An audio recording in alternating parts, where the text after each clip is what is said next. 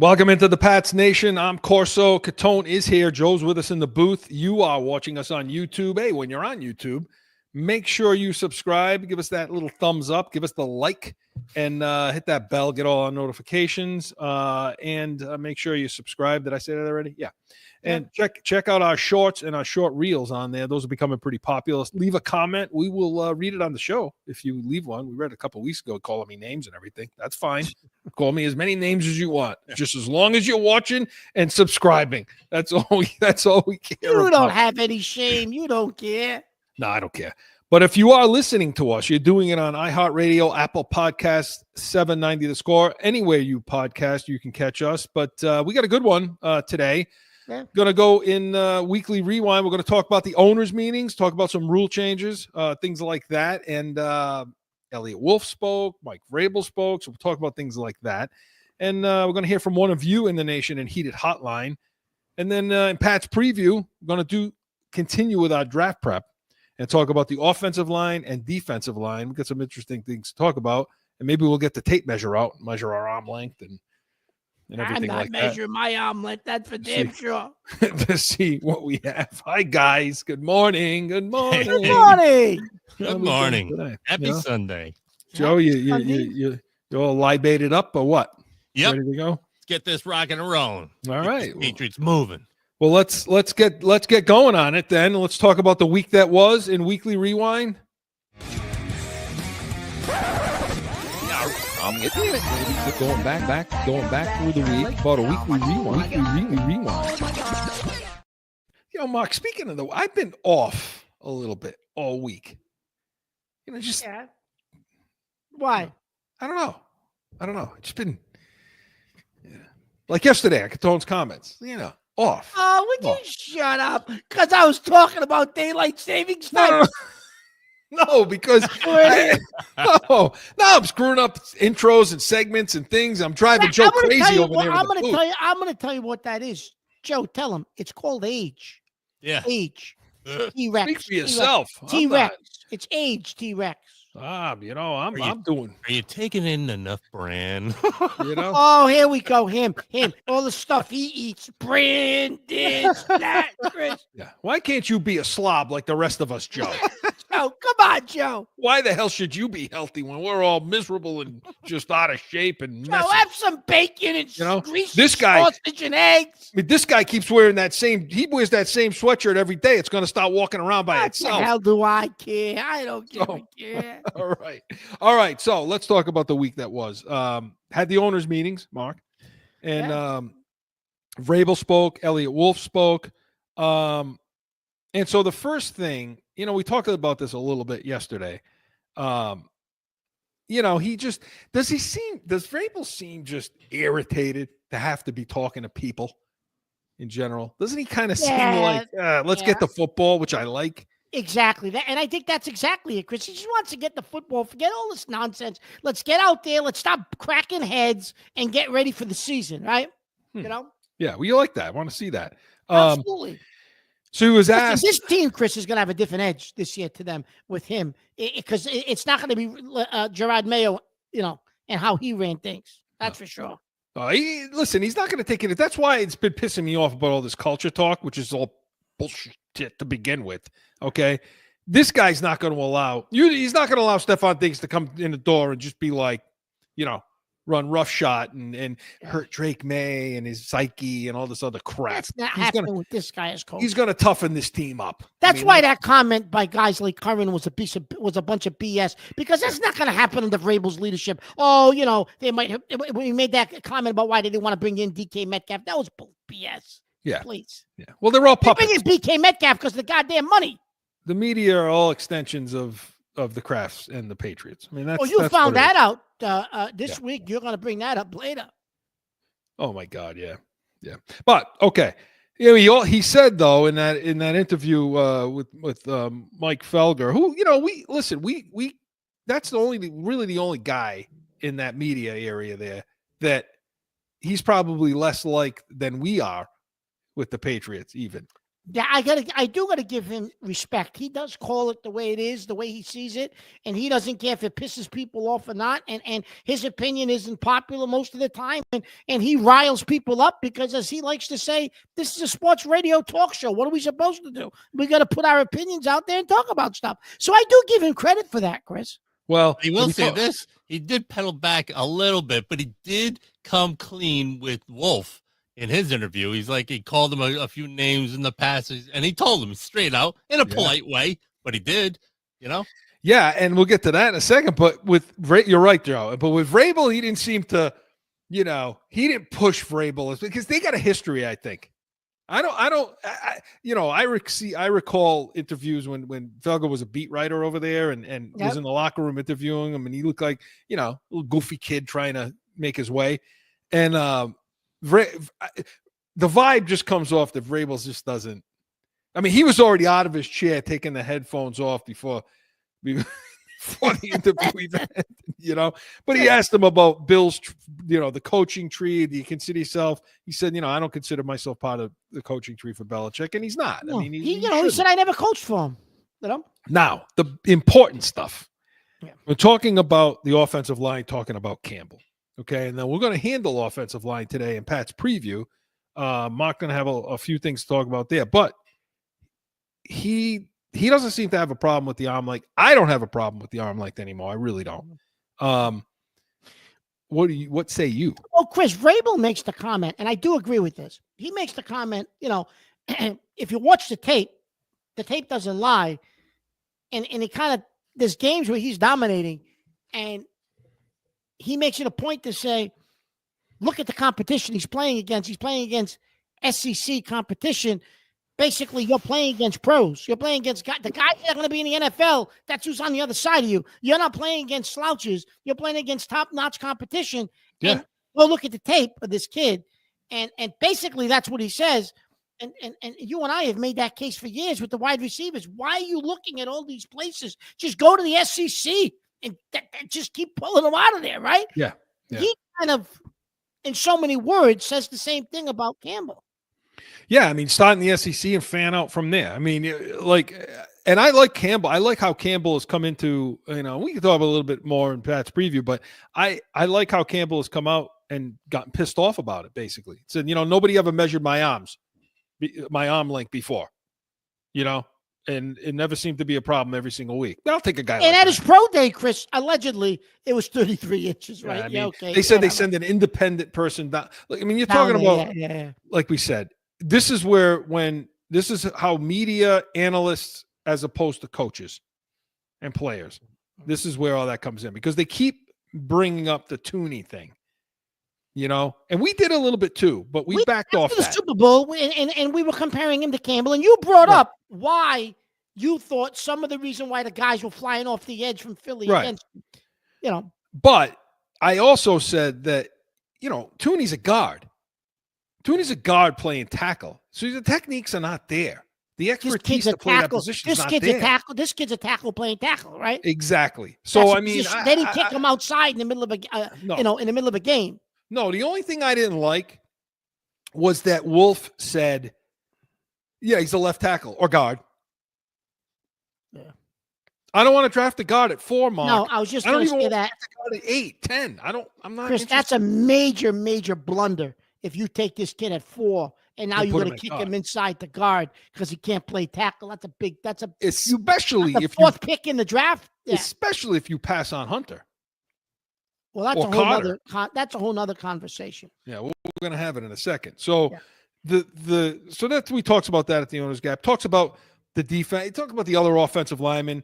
What we talked about last week against, the coaching staff. Talks about Wallace, right? Yeah, it talks about Wallace, the rest of these guys, about making them players, giving them a fresh start, because I think he sees what we do, that Marone and Scarnecchia in the room can turn Wallace into a player, Robinson into a player, maybe. And we keep talking about Scarnecchia, Chris. I know he's not on the coaching staff, but he's there, right? He's basically he's an influence. He's going to be around, and he's going to be, looking. He's going to be, consulting. And what does that mean? That means he's probably home watching 100 hours of tape every week. You know what I mean? Yeah, and he's at the practices. Where does he want to be? That's all he wants to be. He doesn't want to be home. Who the hell wants to? He don't want to stay home.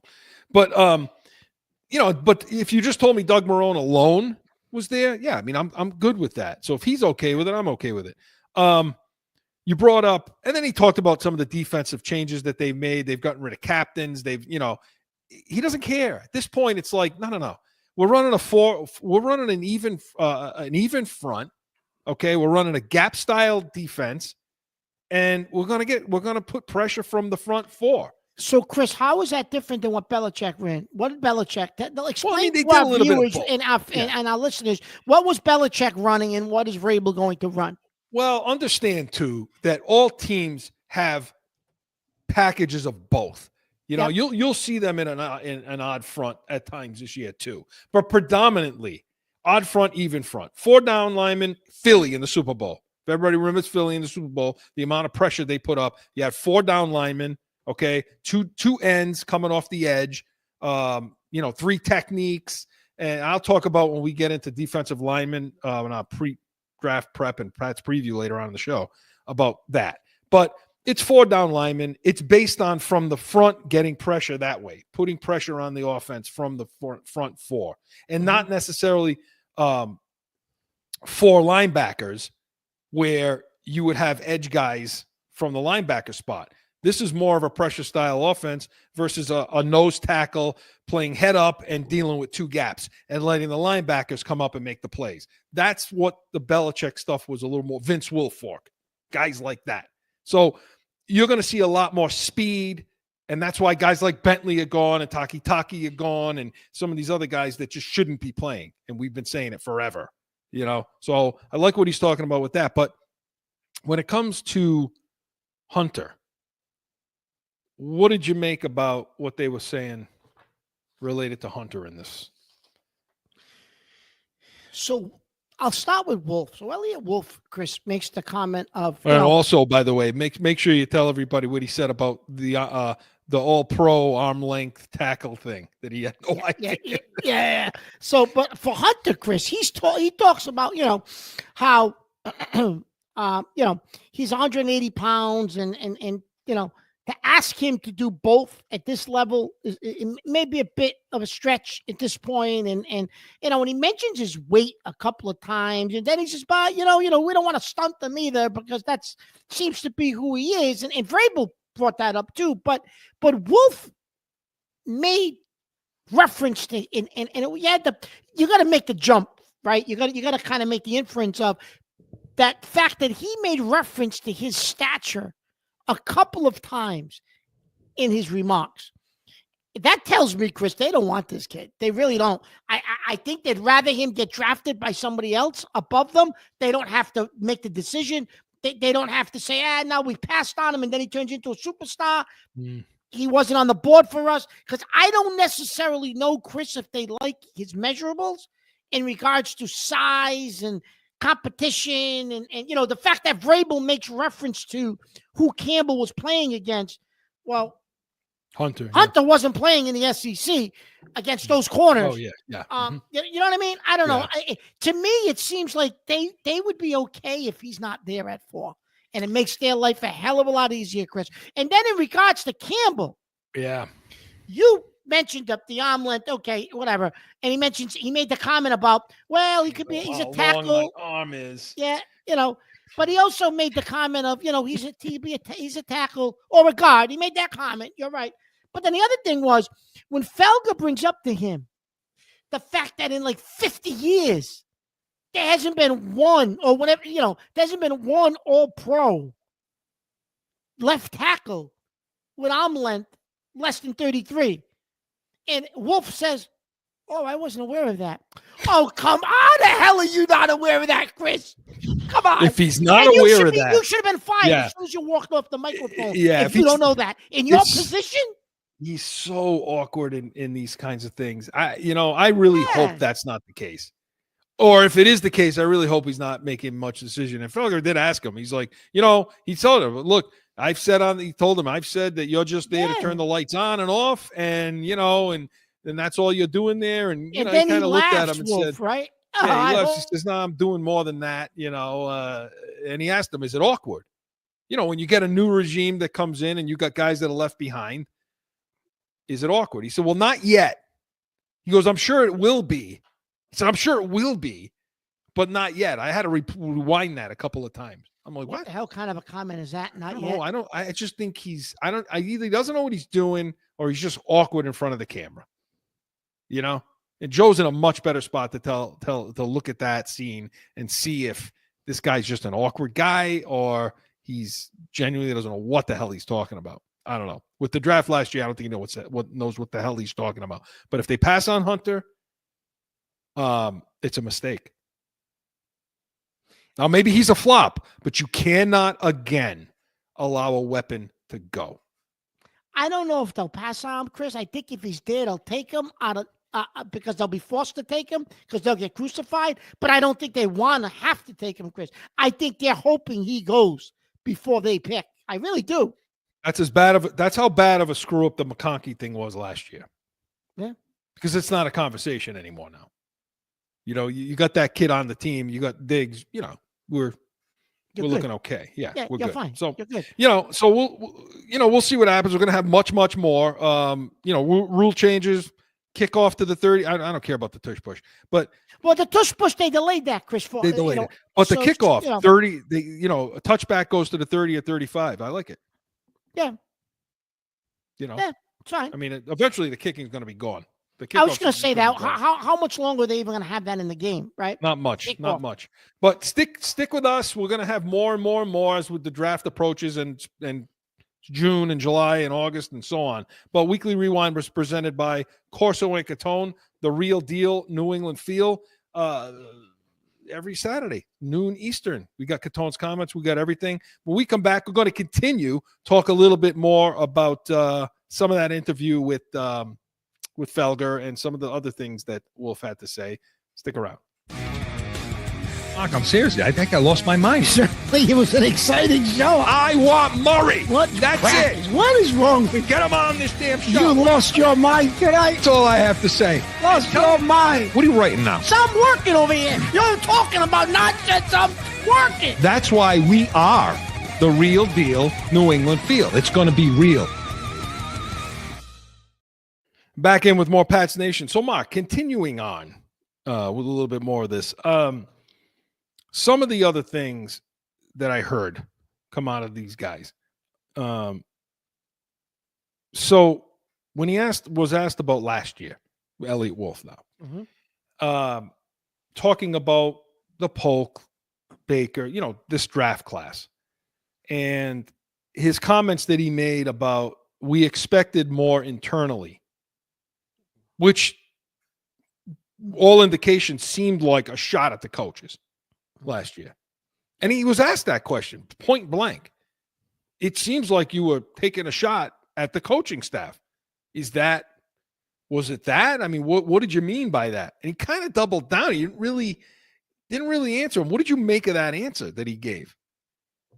I think it was his way, Chris, again, of taking responsibility away from himself, saying, listen, I thought it was a good draft pick, but our coaching staff didn't develop him or whoever as much as we thought that they would. So they were stunted by their lack of growth because of the coaching staff. Because, you know, it goes back to I drafted the right guy. I couldn't anticipate the coaching staff couldn't do what they were supposed to do with him, right? Yeah. That's the problem I have with Wolf. The problem I have with Wolf, you know, who called him we had a heated hotline. Somebody called him a weasel a few weeks ago. I don't know. Somebody called him a weasel. Was that Jen? That was Jen. Probably Jen from Cranston.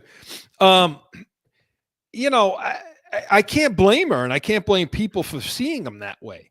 Simply because the way Joe, you watched some of that interview with Wolf, right? Yeah. He definitely passes the buck. He continues to pass the buck. Yeah. And it, you know, as far as it not being his fault or, you know, and I think that the weaseling seems when someone like Felger asks him those type of questions, you see him in his brain, you can start to see him backpedal. That's where the Weasley sort of feeling comes in. And someone who's not going to stand their ground and pick someone and say, yeah, I picked this guy. He sucked. Well, what do I got to do? You know what I mean? Nobody wants to take responsibility anymore. Chris, you know what I was disappointed with? Because Felger prides himself on, I'll ask whatever. You're not going to talk about the cuckoo clocks like you were talking about yesterday. No, With listen. the Here's clocks and everything. Here's what I wish he would have did. So he brings up the comment last year about the coaching staff not doing what they should be doing to develop players. But then as a follow-up, I don't know. If I was doing that interview, I would have said, Eliot, listen, he tells him right at the beginning, I've said some things. I'm going to call it a spade. I'm going to call it what it is. And, I'm not going to sugarcoat it. Okay, fine. So you established that with him. So after you brought up the fact that he said these players weren't internally developed enough and he throws the coaches under the bus, Felger should have came back and said, Eliot, could you explain to the viewers here? Because we get calls every day. They're confused. Why did you draft A.J. Polk over Ladd McConkey? Because our viewers can't figure it out. Could you tell them the thought process behind picking Polk over McConkey? I absolutely would have asked him that question. Absolutely. Well, I mean, when he talks about, and I don't know if it was him, Felger, giving him a lifeline, throwing him a bone a little bit, because you could see, and the other thing too, Joe, is when I'm reading him as well, I don't know if he uses that as a strategy. Like, I don't know if Wolf. I don't know if Wolf is using that as a strategy. The feel bad for me, I'm awkward, so let up on me a little bit. Maybe. That's a subconscious defense mechanism, which is that's him. That's real. You know what I mean? Yeah. What I feel like where Felger went wrong is coming out and saying that at the beginning. Yeah. That's why he couldn't ask that second question that Mark wants to know. You know what I mean? It's like, I already busted his chops. This guy's now on the defensive, and I'm not going to get away with asking that type of question second and get a real response. But Mark's right. It shouldn't make a difference. You follow up and you ask that question. But what he did say about Polk. I mean, he says all the line items, that are the company line stuff. Yeah, we think he could be a player. We think that, this stuff about we threw too much at him. Okay. We threw yeah. We asked them to learn 3 different positions. See, this is why it's such an underhand. This is why I can understand what people see him as a little weasel. Because here's what you're saying. When you say something like, we think he can be a player. We threw too much at him. He was forced to have to learn three different positions. Well, what you're saying is the coach is screwed up. Absolutely. So you're now not talking about the player anymore. You're talking about the coaches still. Yeah, of course he is. So no, just come out and say, what? He didn't perform. He didn't perform for whatever we gave him to do. He didn't do it. And now he's going to have to do better if he wants to be on this team and he wants to make this roster. Because you know what? People respect you more. You come out and you not call people out, but you basically say, look, he knows he had a bad year. We know he had a bad year. Now it's time to produce. So do it. One or the other, though. That's Vrabel. Like, that's the Vrabel kind of idea. Say, hey, kid, you either own responsibility or the guys you have picked show up on the field. Yeah. And that hasn't happened. Yeah. So it's like, well, which one is it? You're either going to take responsibility for one or the other. Either you suck at what you do, or I think, And I think it's the latter. I think it's the former. I think he sucks at what he does. I just don't think he's very good, Eliot Wolf. How many more, how many times you're going to say, well, Bill, it was Bill had the final say. He kind of, he vetoed us. Now it's internally, they weren't learning much. And, so when does it become his fault? And that's why, Chris, I would have followed up with that question on Polk in comparison to McConkey to ask him, what did you see that we the fans want to know, what did you see to trade down out of that spot and take him and not take McConkey? He was sitting there for you. I want somebody from that department to answer that question for me, because I'd love to know what they saw on tape. Never going to get an answer. No. You're never but the fact that Wolf, Chris, opened the door Felger should have went through it and said, "Hey, something our fans have been dying to." Yeah, blame to the know fans. Eliot. Yeah, absolutely. They've been dying to know Eliot. And I got to just ask you this. I wouldn't be doing my job if I didn't ask you this. What did you see in Polk that you didn't see in Ladd McConkey? Yeah. And that's it. Yeah. And then something else that I got to get off my chest too, is this whole thing about Shedeur Sanders, the Giants. So it comes out this week. You hear some things about insiders, and I'm using air quotes, that say, well, the Giants are not going to be in on Sanders now because, they signed Russell Wilson, they signed Jameson Winston for a bunch of money. I don't know the money. I don't know the deal, but I know that they're getting guaranteed money. They're getting, Russell Wilson's getting some real money this year. Russell Wilson's getting some. Why anyone's giving him real money, Chris? I don't know. I have no idea. And so they're saying, well, so therefore they're not going to be in on Sanders. And that's it. So we're going to have to talk about trading out and all this other stuff. And I'm like, I just still disagree with that, Mark. Like, I still disagree with the fact that the Giants are out. I look at it in reverse. I look at it like, okay, we signed these two guys. I mean, I guess you can say, well, why sign both of them, Winston and Wilson? But you sign these two guys in case you don't get a quarterback in the draft.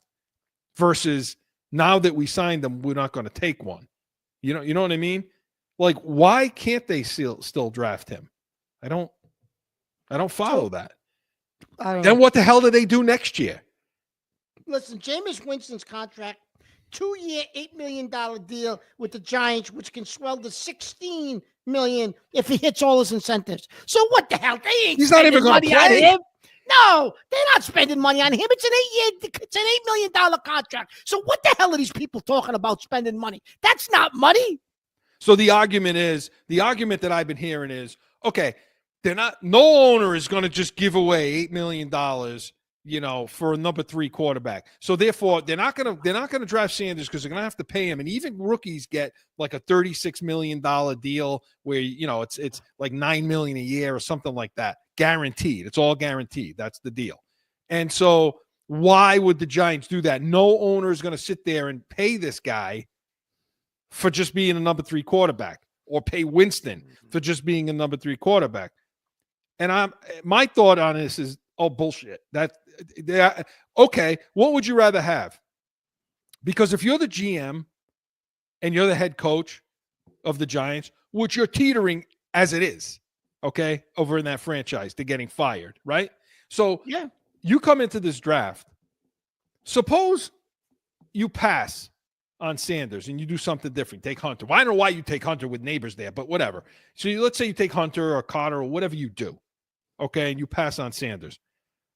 What happens when Sanders goes to Dallas or the Raiders and lights it up and becomes a Jaden Daniels? Nobody knows if that's going to happen or not. They wipe out the GM. They wipe out the head coach. They wipe out everybody. And I'm quite sure you look like buffoons. And I'm quite sure those guys know that's going to happen to them because you look like a fool. I let a franchise look at what happened in New England. Look at what happened here last year when you passed on McConkey. Everybody wanted Eliot Wolf fired over that. And now it's a second-round pick with a receiver. Can you imagine the number 3 pick in the draft? And you let a quarterback go? And he all of a sudden turns into a player? Yeah. If I'm the owner of that team, I'm sitting this. I'm more pissed off about that than I am about paying somebody $8 million, $9 million that maybe I didn't have to do. Because then what do they do next year? Because those two stiffs aren't going to last more than a year with the Giants. No.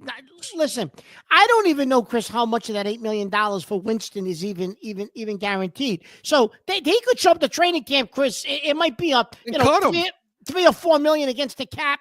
Cut them. They don't. It's so I don't even know why people are saying, "Oh, well, the owner's not going to pay a third-string quarterback." He probably don't have to. The way that contract is worded, Chris, Winston took it because it's money. What nobody else wanted him. He was on the scrap heap. So that's not even going to end up being real money, Chris. If they drafted Sanders and they had to release Winston, I'm sure the actual guaranteed money in that contract is minimal. That it will not hurt the Giants. Because none of these guys that are talking about this have ever been in a draft room, have ever been in a coach's room, have never been in a front office where their jobs are on the line. And if your job is on the line, look, if the owner comes to them and says, look, don't draft the quarterback because I don't want to pay him, fine. You got your out now. You can't blame me for that if the guy turns out good. But if Mara comes to them and says, it's in your hands. You got the draft room. And you don't draft that quarterback, the human element comes into play. You're going to be in that draft room saying, I'm going to lose my friggin' job. If I screw up and don't take the right tackle, but if I screw up and don't take the quarterback, I'm pretty sure the owner doesn't care about the $8 million. They care about the quarterback that can have for 10 years. Sure, of course they do. Not to mention in New York, where the fans will freaking crucify them. The media scrutiny that they'll get, Chris, over that will be astronomical. Now, interestingly, you had a conversation with some local media about this week, didn't you? Yeah, I mean, I called and I had that same discussion, and they thought I was, You called in a local show. They thought I was crazy. They thought you were crazy. No owner is going to pay a number 3. You think an owner's going to be sitting there? They said an owner's going to be in the booth, sitting next to the GM, looking at him, saying, "Why are we paying the guy sitting on the bench as a number 3? Why are we giving that guy $8-9 million? Why would we be doing that?" And I'm like, "Why?" Because the GM's going to turn back and say, "Because this kid's a player over here, and those two stiffs aren't going to last more than a year. That's why." Well, so what do you want to do, owner? You want to come into the draft next year still needing a quarterback? Like, what? I just don't understand the thinking. I don't understand the thinking. But if they pass on him, that's why I don't think it's going to happen. I think this kid goes in the top 3. I'm still going to maintain that. That's it, Mark. That's what I think. So, all right. I hope he does. End of story. Yeah, because we want Hunter. So, Weekly Rewind was presented by Corso Law Group, Arizona's leading criminal and traffic law firm. CorsoLawGroup.com. Allow us to be your voice. We come back on hear from one of you in the nation in Heated Hotline. No flipping.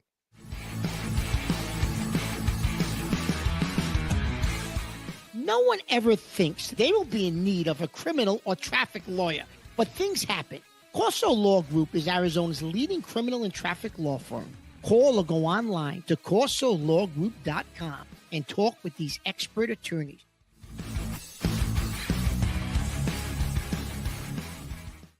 Back in with more Pats Nation. Mark, the other thing I'll tell you, too, I forgot to mention, Atlanta doesn't look too bad now, do they? Because everybody was scratching their head saying, I don't see Penix as a first-round guy. I don't see Penix as a first-round quarterback. They took him at what, 7 or something, or 12 or 11? Something like that. He went and guess what? He plays the last several games of the season, and he's going to be starting quarterback day one. Right. After paying Cousins a ton of money. They sucked it up. And they could have got rid of Cousins, Chris, before a certain point. I don't know if it was March 1st or something. They didn't have to pay a bonus, and they kept him. So I don't see the owner turning to the GM saying, why the hell am I paying this guy all this money if you went and drafted a quarterback? Yeah. Isn't that their argument? Yeah. So anyway, all right. We got to hear from one of you in the nation in Heated Hotline, Joe.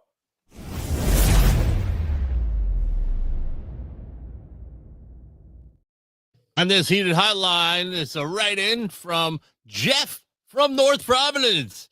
I love your show and never miss it.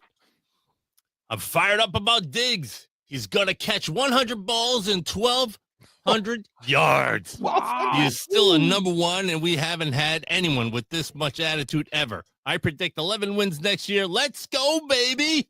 I like his enthusiasm. Who is this, Jeff? Jeff from North Providence. He probably lives on the street. That's our hometown. That's our home, right? That's it, buddy. Maybe he went to school with you. Nobody with that kind of an unintelligent thought went to school with me.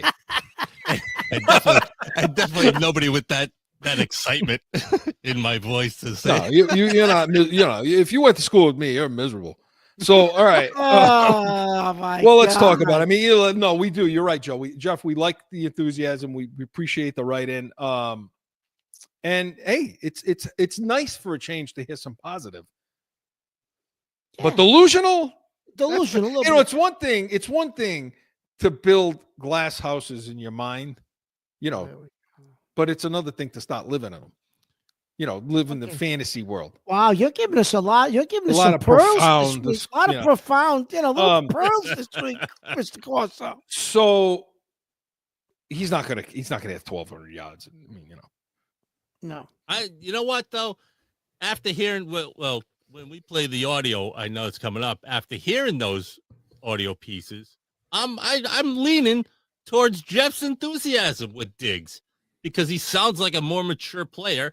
Sounds like he's going to be on the field, and the way May is playing, he's going to be a target. He's going to make plays. The way he can drop a dime in anywhere, that's going to be huge for Diggs.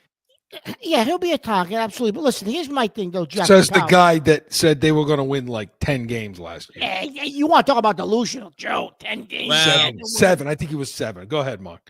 Listen, you know what, Jeff? I do got to disagree, though. You don't think anyone's ever had an attitude like, was that what he said? Did he say it with attitude, Joe? What did he say? He said it fired up about Diggs. He's still in number 1. We haven't had anyone with this much attitude ever. Attitude. Okay, this much attitude ever. Okay, listen. So I guess he forgets, Chris, Rodney Harrison, and guys like him and Moss. Moss didn't have any attitude. Chris, Randy Moss? Are you kidding me? Really? Well, maybe he's young. Yeah, Maybe he it's true. doesn't Maybe, remember. He didn't have an attitude as maybe much doesn't- when he maybe- was here. Yeah, who? Moss, because he was already like. Well, we don't know what Diggs is going to have either yet, though, to be fair. No, it's true. We just know what happened before. But Mark's right. Mark, he's happy.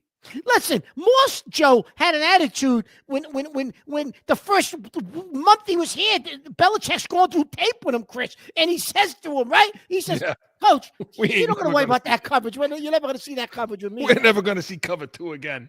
he Right? said. We're never You going to see talk cover about 2. attitude. He's telling the Hall of Fame Well, coach, right? And he was right. You never saw cover 2 He's again right. with him on the field. Well, last year, and we're going to hear from Diggs in a second on this attitude deal. You know, it's a nice time to play it. So, But last Jeff, year, I'm glad you're enthusiastic, yeah. right? Now, I don't know about 11 wins, and 1,200 yards, and 100 catches, 80. I'd say 70. You know, I think 80 would be the ceiling. Yeah, that would be the ceiling, Chris. I would You agree. know. Just because you don't even know if he's going to be ready week 1. So Well, how many, you know what I mean? The problem is the knee. Look, last year he was 6. You have to remember too. Last year and the year before, he was only averaging like 6 catches a game. Even when he was in Buffalo, 6 catches a game for like 57, 60 yards a game. You know, so that was declining. But last year, 6 for 60, he had in each game. 47 catches, 500 yards, roughly 3 touchdowns in 8 games. So I mean, projected out, but we don't know about the knee. But the attitude. We heard from him this week, introduced to the media, and this is what Diggs had to say. I feel like now at this point, the more madder I get, the more focused I get. You know what I'm saying? I'd rather beat you than argue with you. You know what I'm saying? I think when I was younger, I was so caught up in like maybe a shouting match or maybe going back and forth with somebody. But at this point in my career, I'm a little older now. I'm in a space where as though I'd rather give you a spanking than but then go back and forth with you. So as far as like me being a competitor, I've always been that way. Like even when I was a little boy, like I wanted to win at everything that I did. I never wanted to lose. So I'll never lose that. But I think the older I get, the worse it gets because it's like, damn, I really expect to win. So if I lose, it's like, it was my fault. Don't be sorry, Stefan. Spank him. Give him a spanking. And Chris, when he's talking about the shouting, shouting match with you, is he talking about his days in Buffalo with Allen on the sidelines? Is that what is he kind of like referencing that? Yeah, I mean, all that stuff with Allen and yelling and the thing and the chirping. And I think what he's basically saying is, look, I'm going to channel that into production. I'm going to channel that into, just the will to want to win. And instead of being a big mouth, I'm going to come out and actually show it in my play. Success will be my revenge. Right? Boy, here we That go. kind of Oh, I like that. I like that comment, Chris. I Yeah. like that. Sure, it works in the White House. Why not here? What the hell's the difference? So, yeah, I mean, he's got the right kind of attitude. We know it. He's going to slap that. He's going to slap that room around. He's going to get them fired up. He'll teach Drake May, how to be a pro too. And don't worry, everybody out there, May can handle him. He can handle this kind of guy can, he doesn't, sure, in his career, he's dealt with diva wide receivers, guys that want the ball and all this other nonsense. So I don't think that's going to be a problem. But the problem is two things. Jeff, and I'm talking to you and others like you, don't fall into the trap that we hope the team doesn't fall into. And we'll see that on draft day with Hunter or not. Don't mistake this guy for a number one receiver. He may be our number one receiver, but he's not a number one anymore. He's a solid number two, if he comes back from the knee, right? Yeah, if he comes back, and if he's just, if he is, healthy and he goes on later in that interview, Chris, to say, I'm ahead of pace and I want to stay ahead of pace and so. Yeah, I mean, and he did talk about that this week. This is what he said. I'm trying to stay ahead of schedule. I've been pretty serious about, the grind process as far as with rehab and everything. So shout out to Dr. Reef. I'm ahead of schedule right now. I'm trying to stay there at this point, trying to work a little smarter. I'm a hard worker, so I try to put a lot on my plate at one time, but I'm trying to reel it back a little bit, just be a little more smarter. So he's not, he's talking about, obviously he's been pushing himself and maybe he's going to, back dial it back a little bit. Well, now, here's the thing. Now he's got a team. Yeah. It's a little different when you're rehabbing without a team. Yeah. And then, to try to prove to everybody, I'm going to be ready. I'm working hard. Now he signed the deal. Now maybe he's backing off that. He's going to, get back to some reality. So this whole idea. And maybe the team told him, Chris, we don't want you forcing yourself back for week 1 and re-aggravating or getting injured, and now you're not available to us until week 10. Right. We'd rather you be ready week 3, 4. Yeah. We're okay with if you miss the first 2 or 3 weeks. We're okay with that. Well, because it's a rebuild. It's where are we going to be? So, Mark, when's he going to when do you think? I expect him, Chris, week 3 or 4. I don't think you'll see him the first couple of weeks. I think he'll do a lot of work in the summer on the backfield, and you're not going to see him in any. You might see him run some drills in preseason, non-contact drills maybe. You're not going to see him in any preseason games, obviously. And I think the first couple of weeks, Chris, I think he'll then round himself into playing shape in practices at that point and actually be running, you know what I mean? And then I think maybe the first couple of weeks he doesn't play, but by week 3 or 4, he's back. I feel like he's going to be a pup guy because a pup guy for week 4. A pup guy's your first 4 weeks, yeah. Because here's one of the reasons why. All of what you just said, about protecting the knee, not doing anything stupid, that way. But also seeing how this room is going to end up. What's the wide receiver room going to look like? You got a lot of guys in that room right now.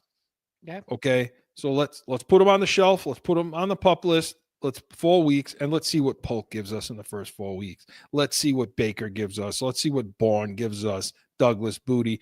Which one of these guys is? Yeah. Which one of these guys is going to be out when he comes in? Yeah. So I think it's twofold. So I expect to see him in week 5. And Chris, you didn't mention even the kid they picked up from Buffalo, Hollins. Is going to be here. Well, he's going to be here. He's not. They didn't sign him to let him go. So that guy's going to be here. Obviously, Diggs. But what's going to happen with those other guys? So it's going to be interesting to see how they play that situation for the first month of the season. But yeah, you want to get them in the door as soon as you can. You want to get them with Drake May, but this is going to be a work in progress with that knee. Every ACL is the same situation coming back. You never really see him perform the following year. And he's going to be 32 years old. Yeah.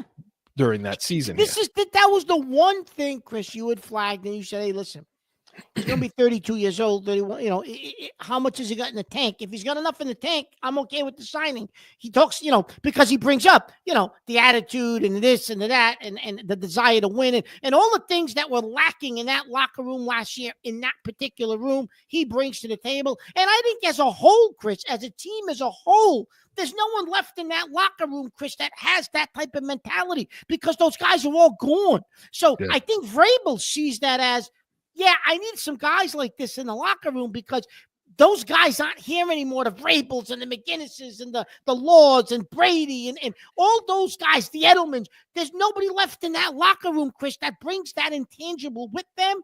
Right. He don't bring Super Bowl rings, but he brings a level of toughness and wanting to win and desire to win. Yeah. Competitiveness. He brings something that locker room didn't have last year, Chris. Yeah. So, Jeff, you know what, Jeff? Keep the enthusiasm. Maybe you could keep us positive because we're usually not that way. But we appreciate the write-in, Jeff. Keep them coming. Heated Hotline was presented by Corso and Catone, Saturdays, noon Eastern. Hey, we got Catone's comments, Celtics, Bruins, unfortunately, and Yankees and Red Sox, so make sure you tune into that. When we come back, we're going to look at offensive line, defensive line. We're going to do it in Pat's preview. Stick around.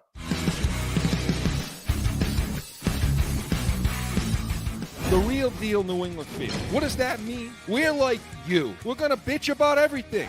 My opinion, our draft, the good, the bad, it was ugly. These people, Mark, drive me freaking insane.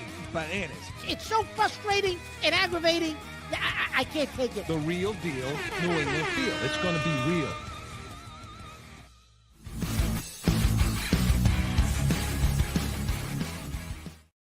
Back in with more Pats Nation. Okay, so got to get into the draft. Got to be, we got to put our nerd hats on, Mark. Going to do that now. Here we go. Let's do it in Pat's preview, Joe. Pats preview. Okay, so nobody likes to talk about the line, right? But it's important. You need it. Everybody's been talking about arm length. Everybody's been talking about tackle and defensive line and a four-man front, all this other stuff. Let's start with the offensive line, Mark. Yeah. Here we are with the fourth pick in the draft. Hunter is gone. Okay, for our purposes of today, Hunter is gone. Talk about the offensive line. What are we looking at? Well, Chris, first of all, I'm going to just focus on tackles. I'm not going to focus on I'm not going to focus on guards because I just don't think that we're going to. We got too many of them in the room as it is. We're not drafting guards. So, and I'm not going to focus on Campbell, Chris. I'm not going to talk about Campbell because I think we've beaten him to death. I don't want to talk anymore about Campbell. Just tell me one thing before you move on. Yep. Where do you think we can move to in the draft and he'll still be there? Trading that pick. Probably 8. I'd say 8, maybe 9. So you don't think you have to take him at 4? I don't think so, Chris, because I don't know if anyone's going to. Well, I guess you're going to have to try to put in some feelers, Chris, and see what the intel is on whether or not, is a team going to draft a guy that could, depending on what they think about the arm length, is a team going to take a guy that projects to be a guard at 6, 7? I don't think so. No. So unless they think this kid's going to be a bona fide tackle, teams are going to pass on him. He'll drop, Chris, a bit. Yeah. So anyways, go ahead. But all things equal, if you do decide to trade down and get a little bit of draft capital because Hunter's not there and Taylor's not Taylor, Carter's not there from. Well, all right, then wait. So if you don't want to talk about Campbell, let's say they take Hunter. Yeah. Now what for offensive? I don't want to do that. I'll do that. I don't want to do that. I want to talk about if they trade down to 10 or 11. I want to talk about this kid, Kelvin Banks, Chris, from Texas. Okay, got it. Yep. Okay, that's why. So Banks, Chris, established himself as an explosive left tackle in the SEC. Yep. This was their first year in the SEC, so Texas. He did it against the top-notch competition, Chris. He has exceptional quickness. He's smooth footwork. He does everything that you think you want a left tackle to be, Chris. He's consistently maintaining proper foot positioning. He stays square against rushers. He's a masterful technician, especially in combination blocks. He uses, a variety of techniques, Chris, which no one really talks about, but he has that. He demonstrates, Chris, elite, and I mean elite, spatial awareness when working in space. If you watch him, he shows patience and connects on blocks. He can go out wide. He can climb out the linebackers. And he actually uses, Chris, sophisticated hand techniques, which you don't see at that level a lot of times in college. They don't have that. He has it, Chris. I like this kid. I like this kid probably more than Campbell. I would trade down and take him before I would take a risk at Campbell at 4. I'm going to be honest with you. In my opinion. Yeah. Now, another guy, Chris, a couple other guys I want to mention, then I'm going to let you switch to the defense. A guy, Chris, it's interesting. Now, here's another guy. I don't know where he is physically right now. He got hurt in mid-late October. I think it was like the third week of October, maybe. I think they were playing Oregon. And Josh Simmons, left tackle from Ohio State, gets hurt in that game. He doesn't get hurt in that game, Chris. He's probably goes in the top 15 of the draft, 20 in the draft himself. Yeah. He's got before the injury, he had exceptional lateral mobility. He could mirror his speed against rushers. He executed backside cutoff blocks. That was a devastating kiss punch power. You know what I mean? And his hand usage was unbelievable. He has elite foot speed. He displayed outstanding spatial awareness as well. He has an explosive first step in closing burst to help him eliminate linebackers at the second level. Brings serious juice in the screen game. Chris, has a natural knee bend, anchor strength to allow him to absorb power rushes without giving up ground. The kid, Chris, was a bona fide first-round pick before the injury. Yeah. Now, is this a kid that would drop to the top of the second round for you because of the injury? Probably not. Just because left tackle is such a premium, he probably doesn't drop that far. But I think you could get him at the in the high 20s. You might be able to get him in the high 20s. Now, the other kid, Chris, that I like, and I think you could get him in the high 20s. Oh, no, not high 20s. I think you can get him in the second round, Chris, is the kid from Oregon. Connolly. Yeah. I think he's going to go in the high 20s. I'll let you talk about him for a minute because I know you've been talking about him, and I'll add some stuff. But you've been talking about this kid for weeks, Chris. Yeah, about this kid. The problem is, you think you could trade back up into the bottom of the first round to get him? I don't know that he'd make it to 38 with the Patriots are picking. You know, I think I see this guy going. I got him going to 27, 28. So you think you'd have to come back in and take it? I do. I do. If you can't come back up and take Simmons, because I agree, I would rather have him. You know, you know what? I'm sorry. I think Simmons will go in the teens. I said in the 20s. He'll go in the teens. I was thinking of this kid from Oregon. Yeah, I mean, if you're not going to trade back up in and get that far up into the teens, listen. Chris, what about the kid from Boston College? And then we're going to switch to defense quick. But with Connolly, I mean, look, Connolly's 6'5", 311, 34-inch arm length, if that matters. Like you say, technically sound. Bigger, but the only problem is with bigger pass rushers, they can get them around him a little. So getting up into the first round to get him. But if you need a tackle and you took Hunter, yeah, I have no problem doing that. Chris, and then I know we're on time. We're against time. We're going to switch. Ozzy Trapolo from BC. Chris, he gets 6'8", 316. He can play both tackle positions. He can play left and right. He's got a massive frame that he massively uses it in pass protection. He's good, Chris. I don't know if it's not right out of the gate for you, but he possesses a great football IQ and recognizes stunts, blitzes. He maintains his composure. He demonstrates a kick slide technique that you wouldn't think he could do at his size, but he does. He's got that big size, Chris, of a traditional all-pro left tackle, 6'8", 316. You know what I mean? It's just like you worry about, can he move his feet enough? Can he slide enough? Is that what he could do with that size? Which I think he can. He's a swing tackle too. Hey, Chris, is he a second round pick or top of the third round?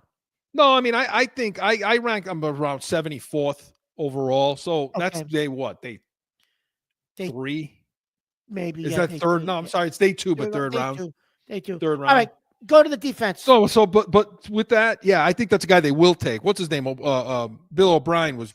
He's a coach there, but he's, big on this guy, on this. And I think that's a guy they are going to take. And it's good for depth because if you get a tackle in the first round or second round, this is a guy you bring in that can play both sides.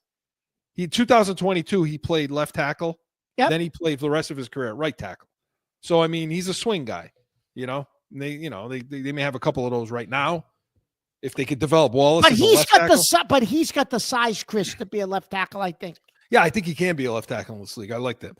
So, switching to the defensive line, and when I went down this list, I'm talking about 3 technique guys now. You know, guys that are going to play in that even front, 4-man front. You know, I'm not really interested in a Vince Wilfork. Like, I'm not interested in that nose tackle kind of guy, or a, head up, 2 technique or something like that. Anyway, Darius Alexander. Now, this is a guy that's probably not going to be. He's probably not a guy we're going to get, because I see him going around 30 in the draft. But a guy like that guy from Toledo, 6'4", 305. He got his 10-yard splits were like at a 1.72 seconds, which is he's real smooth in his drills. Minimal pauses when he has to change direction. That's big for a big guy, so you're not sitting flat foot. So he's never really flat foot. Guy like that would be perfect in a 3 technique. Somebody like that. I don't know if he'll be there. But when you get further down the line, Derek Harmon from Oregon. Again, I sometimes are careful taking guys, from these areas, but he's a 3 technique, 6'4", 313, good length, showed up. He showed up in pretty much every single drill.